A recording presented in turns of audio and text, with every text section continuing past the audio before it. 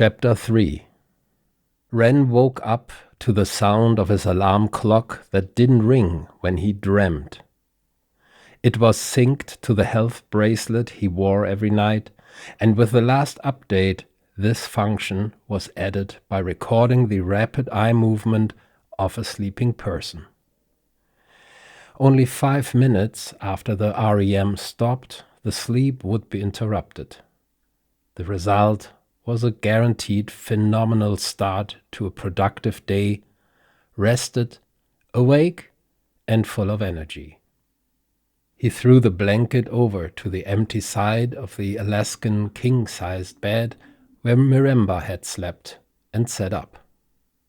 From the picture on the vanity with a large mirror, his wife and his daughter Dembe were watching him doing his 10-minute power yoga. By this time, Miremba was always up, already taking care of their kid, who was an early riser, even as a baby. He would join them in the dining area before they would leave for the private kindergarten they had chosen for Dembe. They had decided against a nanny. Their daughter should grow up with other kids around, possibly networking with other peers her age and stable smell. At Rich Childhood, 2 kids were assigned to 1 teacher, and the days were structured between free play, 7-course dinners, and the correct use of cutlery and glasses, and proper posture, appropriate lingo, and basic accounting. As every morning Ren crossed the bedroom to freshen up in the bathroom, a 20-minute wordless routine he developed many years ago where he gathered his business thoughts and plans for the day ahead, while taking a quick shower, brushing his teeth, and finishing by spraying Clermont Christophe No. 1 above him, and let the oriental perfume mist settle on his skin before leaving the bathroom for the dressing room. He opened the first glass door to his left, took a boxer short from the dimly lit shelf and slipped into it. Behind the next door were the socks, then the dress shirts, pants, ties, jackets, shoes, and at the other end the tie bars, tie clips, one Shengzi always charging in its station, cufflinks and watches. Today Ren chose the Ivan Dunbois Excalibur in green and gold with nearly illegible clock face. But the time wasn't the point of wearing this watch. By contrasting the color of his Egyptian night blue suit with the matching tie, it drew the attention of any person he was talking to today. And distracted business partners are best to deal with. The dining room was empty, so was the kitchen area. Miremba must have taken their daughter early to the kindergarten. Maybe she had an appointment in the morning. He couldn't remember. His large plate with the fruit salad and natural yogurt with cashews sprinkled on top and a mango power shake waited for him on the table. Ren swung a suit jacket over the back of the chair and sat down. The clean ebony wood of the 12-foot 18th century dining table shimmered under the crystal chandelier. Not a crumb or smear where Dembe had sat. Since she went to Rich's, he noticed a steady improvement in her table manners and her overall manners. Money well invested. His eyes found the neoclassical painting to his right, Man Pulling Himself Up by His Own Bootstraps, by Joanne Eng, one of her early works that had quadrupled in value since he bought it. Miremba and him and their art dealer followed an online auction in New York, and they found the colors beautiful enough for their dining room. The price did not matter. He was simply surprised they agreed so fast on anything. And the sooner they were done, the sooner he could join Henry for a round of cross-golfing. With a small silver fork, he picked up a piece of pineapple, pulled it through the yogurt, and enjoyed the fresh taste. All meals were prepared by the 5-star restaurant at Jens in the Skyriser and delivered by their waiters. Ren lived on the top floor with the restaurant right underneath him. The layout of each apartment in the tower included the entire floor. 51 parties lived in the building. Ren didn't know one. He never used the entrance on the ground floor and saw the atrium only once when he visited the place with his real estate agent. After he finished the salad with a last bite of honey melon, he said to the station, a shiny black box in the middle of the dining table, "Weather and the news headlines." He took the power shake and leaned back in his chair with the elbows on the wooden armrests. The chairs had come with the table. Who knew who had sat here before? Ren liked to imagine a young Napoleon or Charles de Gaulle before he became the president of France. Today, November 2nd, it is overcast in Lethbridge. The temperatures will rise to 11 degrees Celsius. In local news, the situation in the Crow's Nest Pass remains critical. The steady and growing influx from climate change refugees leads to next, he said. In world news, after an accident, Knud Ankersen, the national Danish soccer player, was clinically dead for at least 30 minutes. The self-declared atheist met God. Connected to a lie detector, questioned and observed by scientists, anthropologists, and by the leaders of the 5 world religions, he testified God is the God of a small tribe of approximately 600 people in the Amazon. They believe in the only God there is. The rest of the world has wasted their time. Knud, next, skip to business, he said. In financial news, with the sacrifice and the app starting yesterday, today we saw the first minor transactions of the super rich, a mere warm-up to what is expected over the following weeks to come. Butler, what is my financial position in the world as of today? Ren, I can give you your estimated rank. At the moment you place on approximately number 5,000. He chuckled and took another sip of his power shake. That was as satisfying as it was a little disappointing compared to his success. Although he had a good year with the hedge funds, he hovered financially far away from the threat of being sacrificed.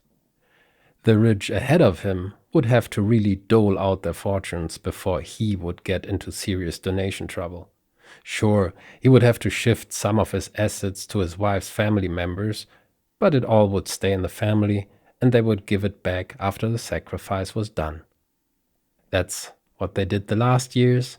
That's how they would do it the following years. He himself grew up as a single child of older parents who both passed away in his early 20s, and he inherited their wealth and took care of it and multiplied it since then. Any messages, he asked. 2. Oldest first. Message 1. Hi, here's Franz. Franz was his personal financial sacrifice advisor. With his nasal voice and fake excitement, he said, "It is that time of the year again, hey? Today was the opening day, and I just wanted to touch base and check in with you, see how you're doing, financially and life in general." Ren was sure Franz was aware of his financial position in the world. "By the way, Ren, all good here on my end. I had a nice long summer, and I hope you could enjoy yours too. Now I'm ready and back at your disposal. Let me know if you want to meet, what time is good for you, or if you prefer a little device chat to warm up. Well, that's all. Have a great day. Talk to you soon." Ren didn't even smile. He didn't find the whole idea of the sacrifice particularly funny, and services like Francis popped up after implementing the redistribution program, and with it a whole industry that had never existed before. Now they had themselves attached to the sacrifice, and the wealthy and powerful like suckerfish on whales and skimmed off their share on the annual base. Of course, Franz would find that funny. Ren would find it funny if this nonsense would end, if the world would go back to where it was 10 years ago. His father never had to deal with this stress. Neither did his grandfather. Both worked hard with the money they inherited. And didn't everybody have the chance to get rich? People just didn't try, because they were dumb or lazy or both. Was that his fault? The rich's fault? He remembered the early days of the sacrifice well, how many in his position tried everything to avoid the first year of the sacrifice. An army of lobbyists were sent into the field to bribe the politicians worldwide to vote against the sacrifice bill in their states and countries, but the public pressure had grown to a point the politicians couldn't bog down anymore. And, despite that, many of them were so-called decent human beings, voted democratically into office by people who thought more than they believed. Lobbyists were declared illegal and non-democratic and charged with crime against humanity. Groups of wealthy people met secretly, tried to create their independent states, fantasy countries and kingdoms with names like Xanadu and Goldilocks to escape international law, and formed their own little security army to protect themselves from the long arm of the sacrifice and the ISC, the International Sacrifice Collectors. Most of the times, no shots were fired, because their security personnel were mercenaries and just in for the money themselves, and they were willing to abandon their bosses based on the ISC promise to double their pay no matter what they would get from their self-declared presidents. Since these made-up countries weren't recognized by United Nations, their demise was quick and clean. Worldwide, there were only 3 countries that didn't ratify the sacrifice bill: North Korea, Switzerland, and Albania. Naturally, super-rich families flocked to these places. As a long-standing tax haven, Switzerland was immediately overrun, but as it turned out, the rich misunderstood the Swiss. The cuckoo's clock country only maintained its historic neutrality, what meant they would not actively protect the rich in any way, and the ISC picked up the rich with their drones like cherries from a tree at harvest time. Albania cashed in and sold the filthy rich right back to the ISC, and from the rich in North Korea, nobody heard a word anymore, but the isolated state began its own space program to conquer Venus, at a time where the people of North Korea were still starving. And then there was another group, the rich that went underground. Some changed their name and place and dressed in rags, even got unbeauty surgery, new passports, and lived with commoners and basics in apartment buildings. But they didn't consider what they couldn't change: their decrepit behavior and lack of empathy toward other people. None of them lasted more than 48 hours in their new roles. Every commoner they had contact with sensed their crippled personality right away and informed the ISC. Longer lasted a few families in the nuclear bunkers, especially the ones not built on a tax write-off estate. These weren't on any maps, so the ISC had to deploy their sonar units. Once they located the bunker and the air intake, they placed a dead fish on it and waited at the entrance for the rich to open the door. That all just happened in the first year of the sacrifice. The second year, the rich came prepared, with lawyers and financial sacrifice advisors, to use the loopholes the system had left. And now it was time for Ren to contact friends again. Not right now. It was too early. FSAs were paid for their time in relation to the wealth they helped to protect. Next message, he said. Message 2. Ren. That was Miranda. She never left a message. Her last message dates 2 years back, when her drone malfunctioned and she couldn't get home from her wellness studio. When you hear this message, when you and I had... His wife's voice broke off and she said to herself, I'm not good at this. Then she cleared her throat and continued louder. I'm leaving you, Ren. He placed the power shake on the table and looked up where she would sit when they'd have dinner together. I leave you. I can't anymore. She sounded serious. Where did this come from? This was so out of the blue. She was impulsive, but this Why? She never liked to be alone. Was there another guy? Did she see another man who knew? He was working a lot. She had about 70 hours a week, 80 hours, to do whatever the heck she wanted to do. What was she doing all day anyway? I simply can't anymore. I leave you because you left me years ago. What on earth was she talking about? He left her years ago? He was there at work, and yes, the odd business trip, but generally he was there, especially after Dembe was born. She had everything she ever wanted, and more. She just had to say it, he mumbled. What are you talking about? The station said. Ren, the message isn't over yet. I can't answer your question at the moment. If you want this function in the future, you can override the default in my settings. The message continues after the beep. He didn't want that. Beep. Now I leave. Dembe is with me. She's okay. We moved to my family, she said. Of course, her family. Calgary. It wouldn't have surprised him if her father talked her into that. Ren and him never got along. From what he knew, he never agreed to her marrying him. I won't tell you where, for now, at least. So not Calgary, he thought. Then she was with one of her countless aunts and uncles, Ren thought. She could be anywhere then. Her extended family was all over the place. Toronto, Ottawa, Montreal, Abuja, Nigeria. I need time and space away from you. Sure, he zipped on his power shake. Please don't try to contact me. Well, that would be his decision. I won't take your call. That was her decision. This is for the better, for the both of us, and Dembe. Ren shook his head. She clearly didn't ask her on that matter. I will explain it to her today. You will hear from me in the near future. Bye. Hey, butler. Call Miranda. The quiet clicking sound indicated dialing her number. Would she take this call? Despite the announcement, she should. He deserved a conversation. After all, she didn't even have the balls to say it in his face. She left him when he was asleep, giving him no chance. The line was free. The station played a soothing ambient sound.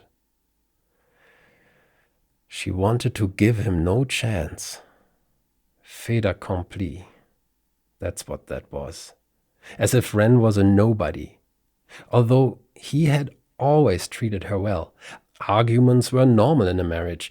Nobody could agree on everything all the time. If there was no other guy, why would she leave? The ambient sound faded out. The station said, Miranda does not take your call and her message center is turned off. She didn't even let him to leave a message. She didn't want to hear his voice, let alone listen to what he had to say. Needless to try the socials, she would have blocked him by now across all platforms. He took a deep breath and closed his eyes. With the focused breathing he had learned from Fabio, his stress management guru, a few years ago, he battled the nervous feeling in his stomach. Ren got up. He looked around as if he had missed out on something, some sign, some missing link. If she left for good, she must have taken her clothes, he thought. He stormed out of the dining area, back into the bedroom, and into her dressing room. The glass doors were closed, but half of the shelves behind them were empty. She couldn't possibly have taken all of that this morning alone with Dembe on her hand. She must have planned her leaving. She must have shipped her clothes over several days, or had movers coming in the day before. Ren went to the last glass door and opened it. As he suspected, the jewelry cases were empty. He opened one after the other. The last one was empty except of one ring she left for him to find on the red satin bed. Her wedding ring. Really? He turned around and rushed into Dembe's room. It seemed like nothing was missing. Her room looked like she would be back this afternoon. Miranda couldn't ship their daughter's toys beforehand. Dembe would have revolted. She would get upset when she found out what they had left behind. She would come back. She wanted to come back. How often did he hear about that? If there was no other guy, she would be back in no time. He'd let her feel that for the rest of her life. Whenever he could, he would bring it up. She would regret this. Maybe he would offer her something little, so she would come back sooner. This summer she wanted that trip to Hawaii, and he couldn't make the time. He would make sure he would make the time next summer. 2 weeks would do. Yes, he would surprise her with that. As soon as he could get a hold of her, he would tell her. Even if he could only leave a message. Hawaii, it would be. Her, Dembe, and him on Maui, at the ocean, on the mountains. At this time, he wasn't even sure if there were still flights to the islands, if Hawaii's airport wasn't taken by the sea already. Ren woke from his daydream in front of the glass slide doors of their terrace. The sun didn't look like it would break through the clouds today, but it also didn't look like rain. He overlooked the skyline of Lethbridge, the rapidly growing city with more towers being built than standing already.